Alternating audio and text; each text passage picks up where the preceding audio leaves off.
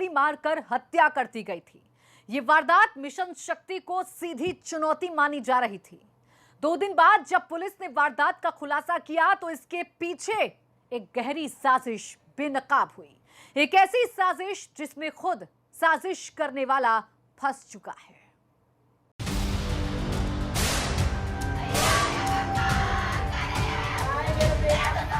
दो दिन पहले की फिरोजाबाद की ये तस्वीरें तो आपको याद ही होंगी और जमीन पर पड़ी लाश के बारे में बताते इस शख्स का चेहरा भी आपको बखूबी याद होगा। अगर नहीं याद है तो भी हम आपको इस वारदात के बारे में जरूर बताएंगे। फिरोजाबाद में 2 दिन पहले एक घर के अंदर लड़की की गोली मारकर हत्या कर दी गई थी। वारदात को लेकर लड़की के पिता ने पड़ोस में रहने वाले 3 लड़कों पर बेहद ही गंभीर आरोप लगाए थे। साथ ही पुलिस को बताया था कि जिस वक्त तीनों युवकों ने वारदात को अंजाम दिया था उस वक्त वो और उनकी पत्नी घर की छत पर थे। आरोप था कि छेड़खानी का विरोध करने पर उनकी बेटी की 3 युवकों ने घर में घुसकर हत्या कर दी थी। हम छत पे थे, उनने आकर दीवारों में लात मारी, गोली खोली, चलाई। उसके बाद गोली मार के घर से भागते हुए 3 लोग यहाँ 4 लोग यहाँ से निकल गए। यादव, एक शोभाली यादव, एक गौरव चक। ऐसा क्या कारण है कि गोली मारी? ऐसा कारण ये है, मेरी पढ़ती लड़की मेरी 12th में पढ़ती है, हाँ कलावती कॉलेज में पढ़ती है। रास्ते में आ रही थी वो, इसने अपशब्द बोला। उसके बाद उसने उसको जवाब दिया ताबड़तोड़। उसके बाद घर आने के बाद उन लोगों ने आगे चलाई। फिरोजाबाद में 2 दिन पहले एक घर के अंदर लड़की की गोली मारकर हत्या कर दी गई थी।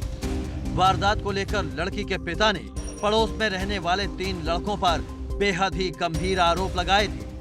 साथ ही पुलिस को बताया था कि जिस वक्त तीनों युवकों ने वारदात को अंजाम दिया था उस वक्त वो और उनकी पत्नी घर की छत पर थे।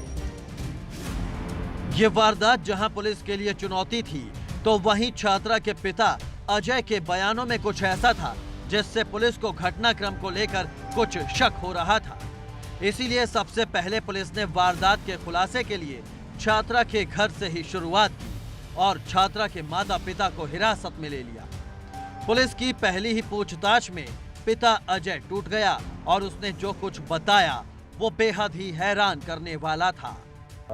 23/24 की रात्रि में ये सूचना प्राप्त हुई रात में कि 3 लोगों ने एक नाबालिग बच्ची की निर्मम तरीके से घर में घुस के हत्या करी है और जो भी मृतक परिवार के लोगों के द्वारा तहरीर दी गई थी, तत्काल पुलिस ने उसको सत्य मानते हुए उसको FIR उसकी दर्ज कराई। तफ्तीश में चौंकाने वाला हुआ खुलासा। वारदात वाले दिन कोई घर में नहीं आया, ना ही वारदात के बाद कोई घर से बाहर गया। घर के अंदर ही छिपा था छात्रा का कातिल। पुलिस की गिरफ्त में मौजूद ये शख्स कोई और नहीं बल्कि वही पिता है जो वारदात वाले दिन लोगों को चीख चीख कर अपनी बेटी के कत्ल की दुहाई दे रहा था। दरअसल उस रात घर में कोई कातिल नहीं आया था और न ही उस रात कत्ल के बाद से कोई बाहर निकला था। पुलिस को शुरू से ही अजय के बयानों पर शक था। कुछ ऐसे सवाल थे जिनका जवाब अजय पुलिस की पूछताछ में नहीं दे पाया और पकड़ा गया। मिसाल के तौर पे जो आरोपी युवक थे, आरोपी युवकों को हिरासत में लिया गया। उनके बयानों में जो भी बातें उनके द्वारा बताई गई थी उसका तकमीला कराया गया, उनके CDR एनालिसिस कराई गई। जहाँ जहाँ वो अपनी मौजूदगी की बात बता रहे थे वहाँ के CCTV कैमरा के फुटेजेस निकाले गए और ये धीरे धीरे तथ्य एस्टैब्लिश होने लगा कि कहीं ना कहीं जो वादी पक्ष है यानी कि जो मृतका का पिता है उनके द्वारा इस पूरे प्रकरण में पुलिस को गुमराह किया जा रहा है और पुलिस को गलत तथ्य बताकर FIR पंजीकृत कराई गई है। वारदात वाले दिन छात्रा के पिता अजय ने जिन 3 युवकों का नाम पुलिस को बताया था, दरअसल ये वही 3 लड़के हैं जिनसे अजय की बेटी अक्सर फोन पर बात करती रहती थी। यही बात अजय को नागवार गुजरती थी, जिसको लेकर कई बार पहले भी अजय का अपनी बेटी से झगड़ा हो चुका था। वारदात वाले दिन भी दोनों के बीच झगड़ा हुआ और फिर अजय ने गोली मारकर बेटी की हत्या कर दी। कि कहीं ना कहीं ये घटना जो है वो परिवार के लोगों के द्वारा ही कारित की गई है कि विगत कुछ दिनों से उनके पिता इस बात को लेकर खिन्न रहते थे कि उनकी बेटी कुछ अज्ञात लोगों से दूरभाष पर वार्ता करती है।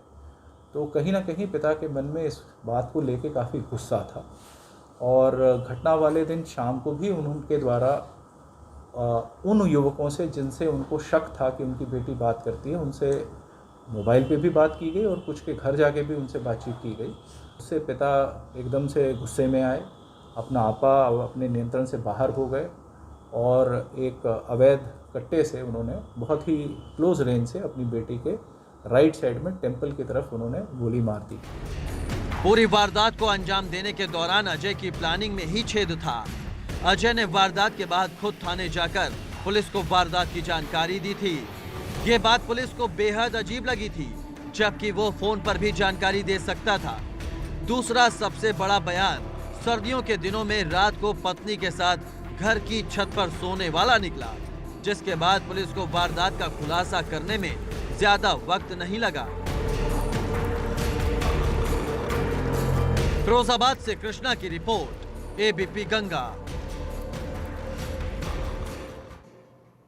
वक्त एक छोटा